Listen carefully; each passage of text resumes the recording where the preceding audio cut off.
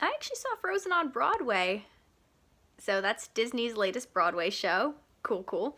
Dressed up a bit for that. That was a lot of fun. And my relationship with Frozen's actually really interesting. When the movie first came out, I did see it in theaters. It was one of the first that I knew the fairy tale first before the Disney movie. I read The Snow Queen beforehand, and I knew it wasn't going to be that close. I was curious to see what they did with it. I actually didn't like Frozen when I first saw it. But not because of the storytelling, though. I don't think it's the best flowing narrative. But I saw it with friends who were really not very good friends that I fell out with 2 days later. Wasn't a fun experience, and I had that association with it. But then over time, I did start to come around to the ideas, and I really liked the songs, and I liked the aesthetic. I like that Ice Queen aesthetic. I like that Scandinavian European look. I found that really fascinating, and I liked the ideas that I found so interesting and engaging were the ideas of being shut out of somebody's life, and you don't know why, but ultimately it happens to be more about them than it happens to be about you. So I think a lot of us have dealt with that. I certainly have. And I came around to it slowly but surely over time, and eventually I stumbled into work as an Elsa impersonator, and that was a lot of fun. So now I've seen the Broadway show. I saw the stage show live at the Hyperion in Disneyland, which was okay. It was fun. It was entertaining. Now I saw Broadway do it, and I thought they had some interesting ideas and some interesting change-ups. I still think the narrative is not quite as flowing, and I do think the second half is better. But I do like that they go into Anna and Elsa's backstory a little bit more. I like that you spend a little more time with them as kids, and you do spend a little more time with the parents, although the death is still out of left field. It's still out of nowhere, though it happens as kids, so you get that layer of trauma with it too, which definitely adds far more to the emotion of them and how they process things differently. Still, they still make those choices that they criticize the movie for. But I find it didn't bother me as much in the Broadway show. I liked seeing how everything was put together. The set design was incredible. It really captured this feeling. It was magical. Looking at this set, looking at these designs, looking at the creative way that they brought this world to life. It's beautiful. And some of the best stuff is with Let It Go, but they have some new songs that I really, really enjoy. I think the better new songs are in the first act, but I think the better storytelling and the more fun is with the second act. The two new songs I really like are Dangerous to Dream, which goes into more of Elsa's psyche during the coronation, and What Do You Know About Love, which is a really nice moment for Anna and Kristoff to fall in love, which is really sweet. You don't really get that as much in the movie, and I think this would have been so fitting. It fits so well with the story, and it gave them a really nice counterpoint. It gave them such a nice interaction to have. I so wish that song was in the movie. It is really, really good. I enjoyed it so much. The actors are pretty good, too. I liked them. I thought they were fun. I think my favorites, the guy who played Olaf in the production, I saw the original cast. He sounds just like Josh Gad. He had that personality. I like the guy who played Kristoff, too. The Broadway show has more actors of color, which honestly I think is great. Had a very integrated cast.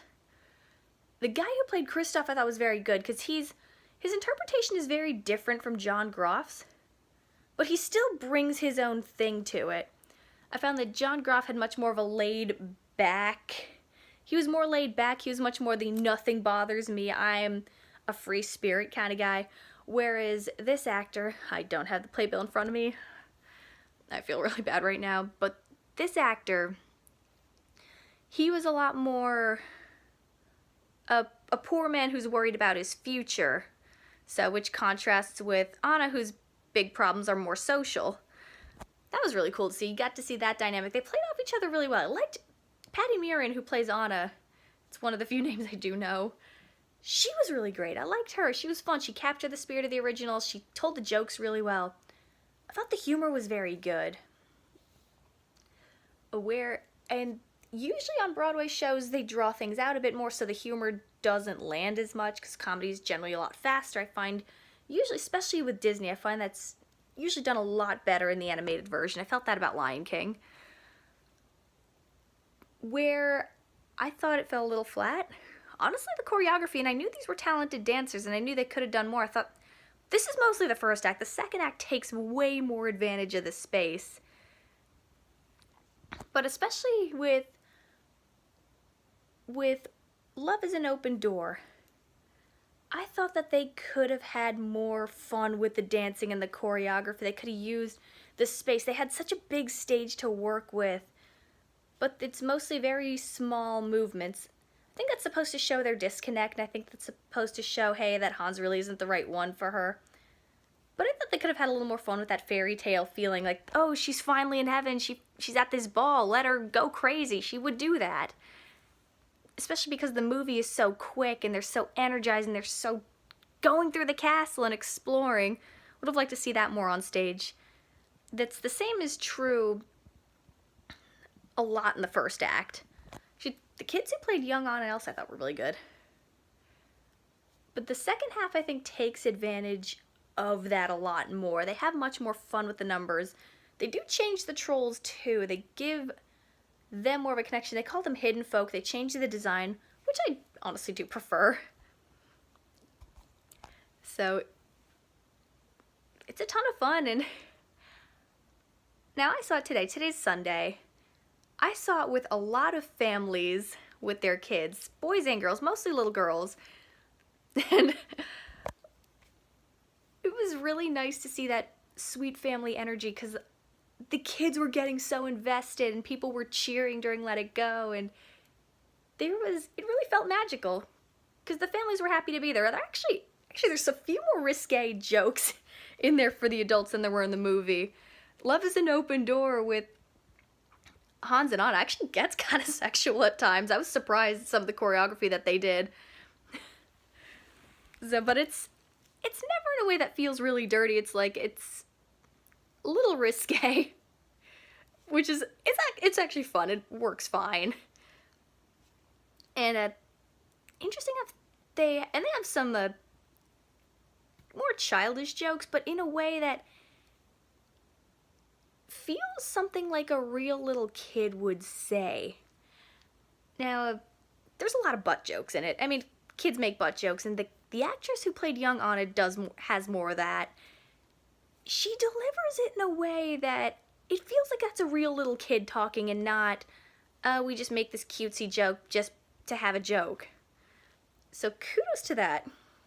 It really does feel like it's a whole family-oriented show, and it is a lot of fun.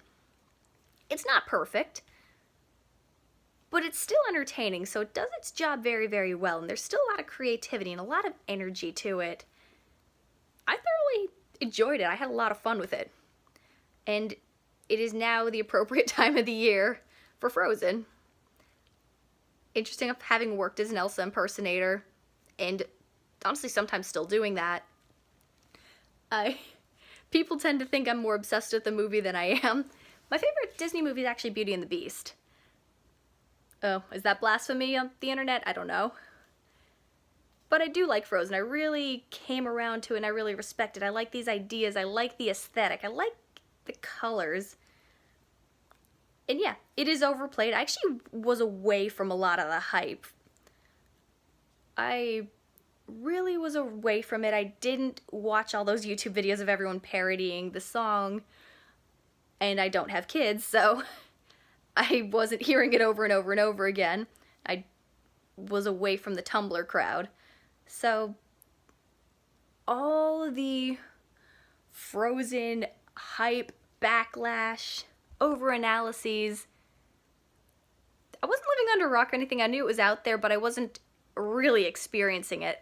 So I could really enjoy it at my own pace and on my own terms, which I'm really grateful for, because it is quite good. And I'm glad it's become part of pop culture, and I'm glad it's made so many people happy.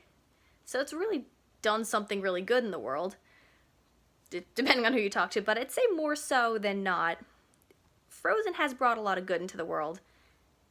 And I am curious to see where the sequel goes, because I think there's a lot of room to explore this story.